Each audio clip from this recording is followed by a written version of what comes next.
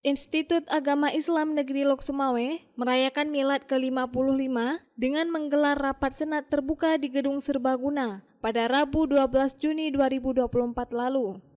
Milad kali ini mengusung tema transformasi digital, menapaki jalan unggul menuju UIN Sultanah Nahrasiyah nantinya. Hal ini disampaikan Profesor Daniel, Rektor IAIN Lok Sumawe, di depan ratusan mahasiswa dan dosen di Gedung Serbaguna tersebut.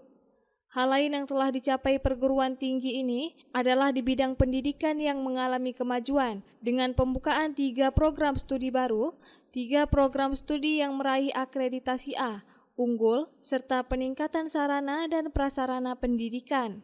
Di sisi transformasi sumber daya manusia, tercatat peningkatan jumlah dosen dengan jabatan lektor kepala dan lektor yang cukup signifikan. Bahkan institusi kini memiliki guru besar pertama. Selain itu, produktivitas penelitian dosen juga mengalami peningkatan jumlah publikasi pada Jurnal Nasional tahun 2024 yang mencapai 48 publikasi dari hanya 8 publikasi pada tahun 2022.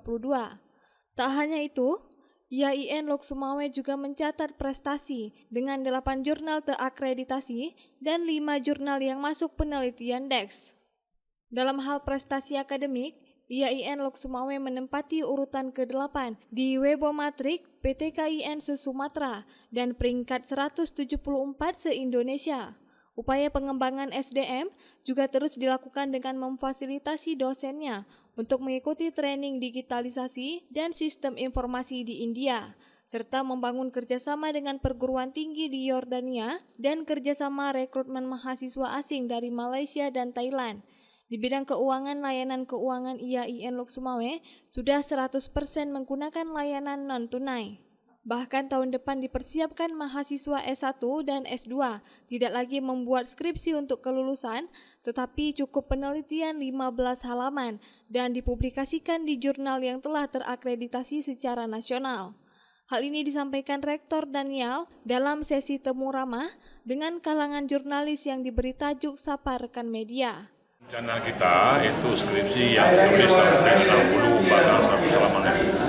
Rencananya kita sedang diskusikan untuk diganti dengan artikel tapi dipublish di jurnal yang bereputasi paling tidak bereputasi nasional ya.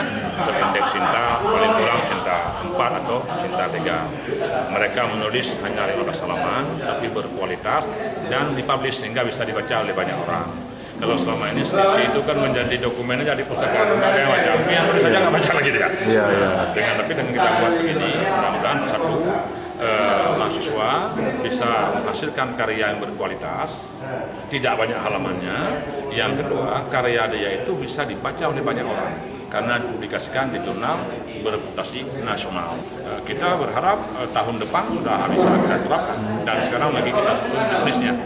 Kita diskusikan plus minusnya baik di tingkat S1 maupun di tingkat strata 2. Dari Lok Sumawe, Denny Muhtadi melaporkan untuk Puja TV Aceh.